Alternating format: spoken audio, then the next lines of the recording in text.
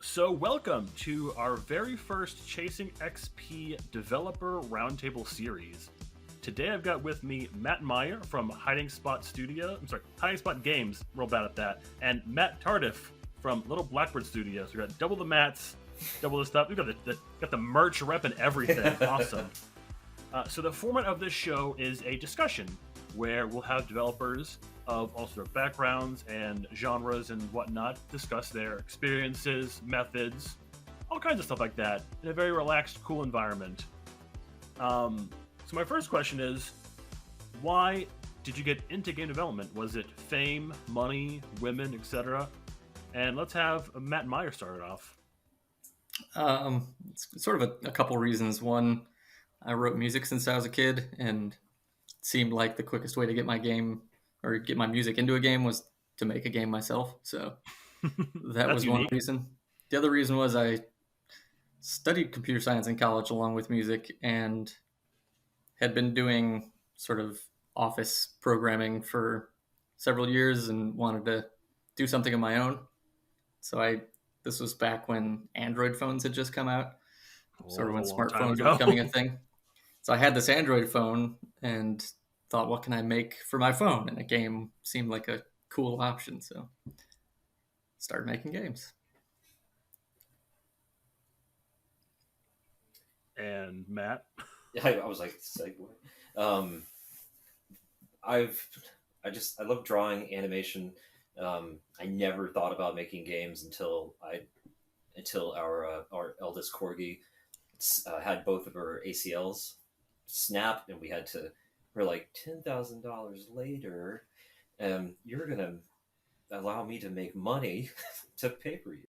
But no, I used to make these little comics with her, and I was gonna make an iPhone game of her and like her, cybernetic little cyborg power-ups and missiles, and her fart makes her go faster, and all these little corgi things, and then I realized, holy shit, I can make a story out of this and make a game, and I could take all my loves of illustration and animation and kind of put that into a game, because you just don't see.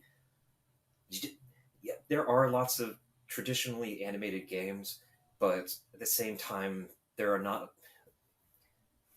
The quality ones out there are few, I guess. And it doesn't even matter if it's like a big production team or whatever. It's just there are some out there that are just so on the money, and I want to be part of that, making a difference and contributing to what I hope to be the better, to be one of the, hey, look at that animation in that game. That's a cool game, or whatever. Or I don't like playing it, but it still looks cool, so I'm gonna go be an animator too. Inspire people.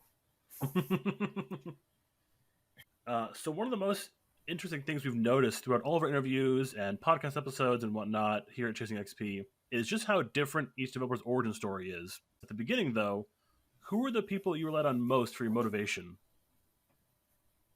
I'll have either one of you jump in. For me, I've always been a pretty not self-sufficient, but I'm a reclusive person, and I like to make things. So I guess self-reliant would be the term. I just like doing things myself. So I mentioned I worked in an office for a couple of years, and a part of why I left was I got to sort of the breaking point with having people tell me what to do, or that the thing I was doing was the wrong way of doing it. So yeah, I decided to do my own thing. So in that sense, it's almost too motivating, because I wind up overworking myself. I'm like the worst boss and the best employee. So yeah, it's I have a lot of different inspirations, and we could talk about that. But in terms of motivation, that's sort of where I'm coming from. I guess what motivates me while I'm working, and sometimes while I'm like I can't do this. There are a couple of animators from like they're called the Nine Old Men back in the early they basically formed what animation has become. And there's one guy, Milk Hall, who has some of the best style, and like you look at some of the early films that have that traditional animation, you can still see the pencil, kind of the chaotic pencil lines, and I love that because it inspires me. And there are a couple of others. Bill Plimpton, he's a huge inspiration from Plimpton Tunes or Plimp Tunes. And then in the back of my mind, I also have Ori and the Blind Forest and Inside and the Castlevania and some of the older ones. Just all of that sitting in a room, in the back of my head, helping motivate and inspire me. And yeah, that's it. And yeah, going on what Matt said about being your worst boss, best employee, and recluse and stuff. I am absolutely with you there. My wife and I just like stay in our house with the 3 dogs. She works. I'm working like 17 hours a day or so on this, and it doesn't matter because I love it. So I don't notice it until my eye starts twitching from too much caffeine, and I'm like, so what? Push through. I'm curious with the art if you have a similar thing with me when I'm doing music, that time goes by very fast. Usually when I'm doing music. Yeah, sometimes.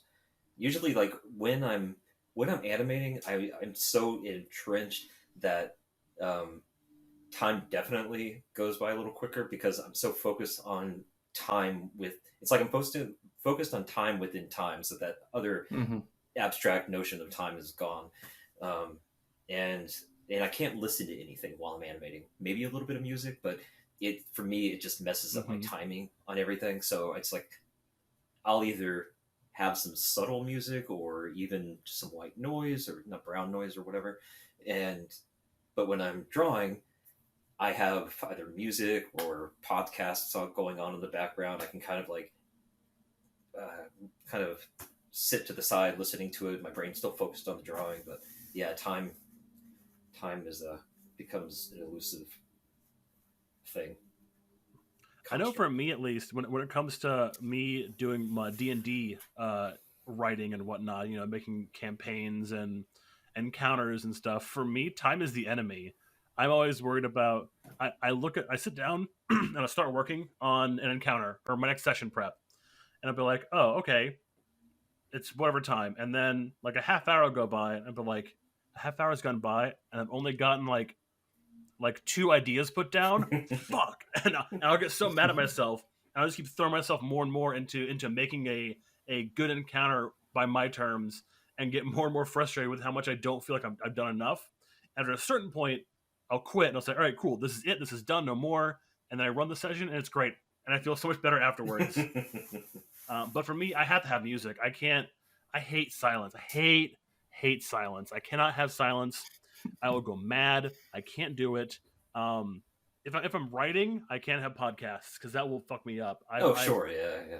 Like the words get all jumbled up, and I start writing. I start typing what I'm listening to. But music, I'll blast music all the time. It's no problem for me. Yeah, I usually listen to a plethora of true crime podcasts. Just because it's I don't have to pay attention. It's more like I can passively listen to, and once in a while go, oh shit, he did what? That's oh my god, and he got off on shit. They're dead, so like it's not a big spoiler. Yeah, I know, and sometimes those things just I can't listen to an audiobook because I can't focus and I miss like what did he do 17 pages ago? So that's interesting. Listening to true crime as sort of a passive thing. Yeah, I know. But I guess it is kind of like a pulp sort of thing. Like you said, if it was a novel, you wouldn't want to miss much of it or something. But right, exactly. And none of that stuff. The only stuff with the true crime stuff that has bothered me is when it has something to do with like baby or kid related, and it's like, yeah, I'm good. Yeah. So you guys all chose Steam as your platform. What made you go with that choice instead of other distributors as well? like itch.io or GOG, things like that? For me, the Steam, for one, it's well established, well known. Um, it's a platform that I think more, as far as I know, more people trust, because I don't even know the other ones you said just now. But I also never looked into it. Steam was just always going to be what I went off of. And even, I mean, there was a point in the beginning when I was going to do the game in the Unreal Engine, but realizing how you set that up for traditional sprite and whatnot, it was just madness. The Unity was like, that's the way to go. And so, yeah, it's just all around, the less I have to do, the better, as far as like, as long as I can keep the creativity standpoint and less, business side of things, because we as independent developers have to deal with the business side anyway, marketing, promotion, and taxes and all that shit. So it's like, the less I have to do, I feel like Steam offers a lot of that to you. And their whole, the percentage that they take is a little like, well, I mean, it is what it is. They take like 30% or something like that. So I don't know, but feel like, I got 2 reviews on my game right now, and the more I'm going to get, I want to be able to like be on the check this out for front page or whatever.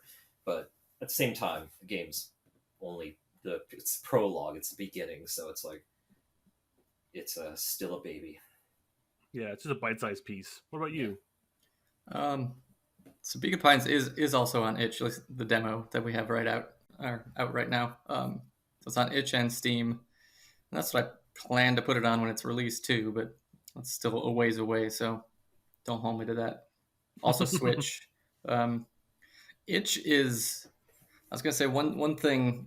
I like, Matt, your point about sort of not giving yourself more work than is necessary, especially as an indie game developer.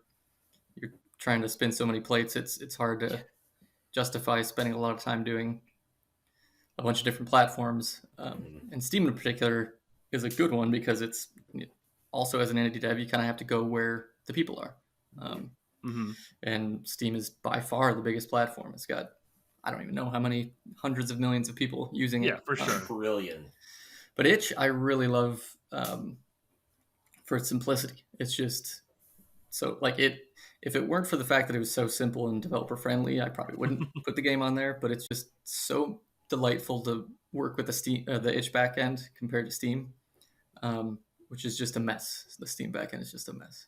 Itch is just so easy to upload your stuff, publish it. Man, it took me so long to figure out how to upload the game, because going through the SDK and like oh god, it was just madness. Oh. Yeah, I've even done it before, and when I was uploading the demo for this game, it took me like just as much time as it did originally, like several years ago for the other game, because it's just such a mess. So what's that process like? As someone who will never in his lifetime ever put something on Steam, what is it like to upload your game? It's hard to even describe the process of setting up a game on Steam because it's so cryptic and like kludgy. And I'm sure a big part of that is Valve's sort of flat hierarchical corporate structure where you work on what you want to work on at Valve, and no one wants to work on the shitty Steam backend that only developers have to work with. So it just stays shitty. Like I said, it was released a game probably 5 years ago on Steam, and it's in like the same state it was then, where it's so many steps to just put, even for this phase, the demo for Beacon Pines up there. But not to get myself in too much trouble with Valve. It is, of course. It's a good platform for everyone else except it's just, the developers. It is frustrating when, frustrating actually getting the stuff up there. It's like, once you get it down, it's like, all right, cool, but damn. And it's funny that you guys say that's so difficult to upload to Steam, because, again, I have very little experience with making games, but I did do programming for a while, and I know that trying to upload like to a GitHub repo, super simple, couple of commands, that's it, you're done. If you want to publish a package to NPM, which is the Node package manager for JavaScript, again, super easy, make an account, hit a couple commands, boom, it's out there on the world. why would it make it so hard for people to put a game on there? I Doesn't make any think Matt, sense. I think Matt's right as far as it being one of those like, you fix it, no, you fix it, no, I don't know. You know, Yeah, I think it's if just you're a old. programmer, you at least understand like how a code base can get Yeah, just spaghetti mess over time, and yeah. that's sort of what the Steam backend is. You can tell no one's really thought of remaking it at any point or giving it a fresh look. It's just building on top of the same thing for 10, 15 years. Well, I remember the old Steam look because I know when they did the most recent revamp to the current Steam, I was like, wow, this looks beautiful in comparison to what it used to be, but like compared to everything else as far as like graphic design goes, it's still dated. Yeah, so that's also one of the big sticking points on the Steam backend is the assets in terms of the art and how you upload things for the page. Mhm. There's a mind-boggling number of different sizes and aspect ratios Oh, of yeah. basically the same images that they could easily automate or reuse, like not make this basically identical version of one image needed to upload for some other random, like the library capsules and all these things. You need these totally specific sizes that's like, just use the other one that's basically the same size. Itch is just like a couple of images and you're good to go. Like, anyways, I don't You're want doing it to on spend both, the you whole. said? Yeah, no. I'm sorry? Matt, are you doing it on both, you said? Steam and Itch? Yeah. And Switch, right? And Switch at some point. The Oh, demo is not on Switch, but the Okay. game will be. Yeah, I want to get it on Switch at some point. Mine, I think it would just be perfect. Yeah. So, how do you feel about itch.io as a platform for game developers? I know you said you like it for its ease of use to upload, but do you think it has a decent reach in the market for those who don't want to use Steam? A decent reach. It's this is the first game I've put it on it, and it hasn't officially released yet, so I'm not making money from it. But Right. it, from what I've read, it's certainly a lot smaller of a chunk of the market. But again, just the low barrier to entry makes it hard to not do it. It is DRM free, which a lot of people like, so that's another reason I just put it up there, because I was for a while just hosting the demo on my webpage and didn't want to blow up my hosting bandwidth when we put it on Kickstarter. So I Right. put it on Itch as a nice DRM free alternative to just hosting it ourselves. But they're definitely a smaller market, but they are a little more indie centric at least. So as an indie, you're not competing with AAAs on Itch or anything like that. There's a couple maybe AAA indies, I guess is how I define it, that are on there. But there's some pretty big games on itch.io that I have. Even Celeste is on there. Among Us is on there. Yeah. Among Us is on there. Well, Among Us, you gotta remember they're a special case because Among Us is like a 3-year-old game that just recently became popular. Compared to Celeste, which came out and was a huge breakthrough hit on all platforms, like stars all across the board. What has been the worst feedback that you have heard or read about your game, and how did you address it? Well, for us, it's funny. I'm laughing because today it wasn't even really feedback, but it was like it's not even really strictly bad, but it was like the worst I've seen so far. Beacon Pines has gotten like a really good response, but I was just watching today, someone streamed it on Twitch a couple days ago, and one of their people in chat, of course, I'm like obsessively reading the chat to see what people are saying about it. And at the end of it, one guy was like 6 out of 10. It's like, oh, come on, 6 out of 10. Really? Oh no. But the streamer at least seemed to dig it, so that's good at least. Yeah. But everything else has been very positive. So I mean, it's hard to take much from 6 out of 10 in terms of what can change about it. But for the most part, we just make it the game that we want it to be and as good as we think it could be as players ourselves of games, and hopefully that resonates with people. Yeah, for me, the feedback that I've received thus far from people have been very specific, which has helped me because they'll point something out where I'm like, oh shit, I didn't think about that. Or I had one guy played on YouTube and playing it, and there were so many little things where he's like, why can't I get over here? Oh, I guess I'm not supposed to go over here. And I'm thinking, yes, that's like the one place you're supposed to go. And it pointed a lot of that stuff out, but I haven't had anybody, so I'm dreading, but I haven't had anybody say, this is the worst piece of shit ever. I hate corgis. I hate you. You know, be like, It'll happen. Be constructive. It'll happen. It happens to everybody. I remember, I've had pretty good success with games in the past, but it's so hard not to obsess over like couple of shitty reviews. The one thumbs down, or the one like that one bad YouTube comment. Yeah. Oh yeah. That shit just, I can't help it, but that shit just gets me. I had an animation I did. I mean, this is like 12 years ago, maybe even more, and I posted up on YouTube. I don't remember why, but it was this kind of old detective. It had an idle animation and a walk, and this kind of an attack animation. And it had this one guy, and I didn't recognize it as being a troll because I'd never experienced that before. And when I realized it after constantly getting into it with him, I'm like, this son of a bitch is just trolling me. And I'm like getting all my stomach's getting all twisted, and like I'm getting into like a mental rage. And I realized, God damn it, why the fuck did I just do that? So you can never feed the trolls, man. Yeah, I know. And I did it. They're insatiable. Oh yeah. So what's it like watching someone play your game on Twitch or YouTube? It's got to be like a euphoric experience, right?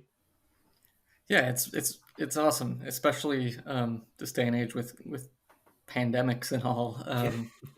It's so hard to. Up until we put the demo up, we really had very little playtesting. At least hands-on, sort of being able to see someone play, which is the most important way to test it. Because a lot of times, if you send the game to someone and then they send you their feedback, they might be telling you something, or even giving you specific recommendations that are completely unrelated to what issues they might have had. In our game, I've got a good example of that. I did at least get a couple of friends and family watching them play it before releasing it, so we got some good changes based on that. And a lot of it was like the interface was a little, just such little things. Like the button mapping was not really right the first go around when we were giving it to friends and family to play test, but it made people think other totally different things were broken. Like my friend was like, oh, it's really slow when you do this one thing. And this was a thing that was supposed to happen very rarely, but it would happen when you pushed a certain button. But that button was on like a common button to use. Mm-hmm. So we literally moved it from on the Xbox controller a B to the Y. And then all the other stuff went away because like it being too slow, you hitting it by accident was happening. And then like all that other stuff was just solved by like, of course, if I wasn't watching this person play it, I would have thought, oh shit, yeah, maybe I should change all these complicated things that are totally unrelated to the problem. So yeah, being able to see it on Twitch has the same sort of effect. You get all of these interesting like inner monologues when people are playing it, so you get all the thought process along with it, which is great. And if you're sneaky, they don't know you're watching, so you can doubly get sort of their unfiltered view on things. Yes, that honest, the honest feedback. Yeah, it's a lot harder when you're like standing behind a friend or family, watching them play your demo. Like, really? Do you like it? And they're all nervous and they're never going to tell you the truth, but some random person on Twitch is going to tell their streamers, their viewers, the truth. Yeah, it's hard not to go crazy over the edge case stuff when making games because some people are going to hit that, especially if the game gets popular. 2% of people become a lot of people if they run into issues in the game. So it's hard not to get caught up in that because it can suck so much of the development time fixing all these random corner cases and stuff. So I've sort of established this process for at least Beacon Pines that the edge case stuff gets fixed in a way that's just easier to do. So like one example is if there's a character that we want you to talk to that would sort of break the narrative in the game, we'll give you a little bubble over their head, but we also don't want to force you to go talk to them because that feels like you're getting some of the control taken away from you as a player. Mm-hmm. It feels much more like an open world sort of exploration thing if you decide to go talk to them. So there's a bubble. 95% of the people are going to go talk to this person with the bubble. But if you don't, it's going to break the game because you need to talk to them to get a certain thing to progress. Right. So it's only if you walk past them to the point where you're exiting, that person says, "Hey, come here," and you force them to go. So only the people who don't do the super common thing get that extra feeling of like the game made them do this thing. Well, one of the things I liked with yours, and I know lots of games do this. It's like you almost like most players will understand what to do in playing that game, even though you don't play those games. It's more like that inherent knowledge that comes. But I do like that, that you'll stop the player from going one spot and saying, no, you can't go past here. You got to go do this. And that might, I mean, that's great. It's almost like you're leading the person without having a leash on them to some degree. It's like, exactly. Yeah. And that's perfect. I mean, it's like, I love when games do that. And then the sort of, the opposite side of that coin is another interesting design thing where people will also just sort of troll the game itself. Some people just are there to try and break your game, especially if it's like a demo or a beta or something. Oh yeah, for sure. But then the thing you do there is respect those wacky decisions, and those people turn into your best fans because so like in Peak and Pines, if you leave like the fridge open, the entire next chapter of the game, your grandma will tell you, "Hey, you left the fridge open. You're not made of money." And so people just, do that stuff to mess with the game, like to see if it forces them to do stuff. Or if like there's one part where you walk out a door and the narrator gives you this big introduction to an idea. We don't make you stay in that area. You can leave. And if you leave after you got this big introduction of like, all right, here's what's going to happen. Here's what you do. And then the person just leaves. The narrator says something about it. Says, "Oh yeah, you know what? It'll be here when you get back." And then people who are trolling you like actually really like those bits too. So the ups and downs of how they talk. I don't know why I spend so much time in this, but it just feels necessary. The Cordy engine, no relation whatsoever, and it's basically a lot of. Because everyone has game ideas and they all sound awesome in your head, and then you need to make that a thing that other people understand and enjoy.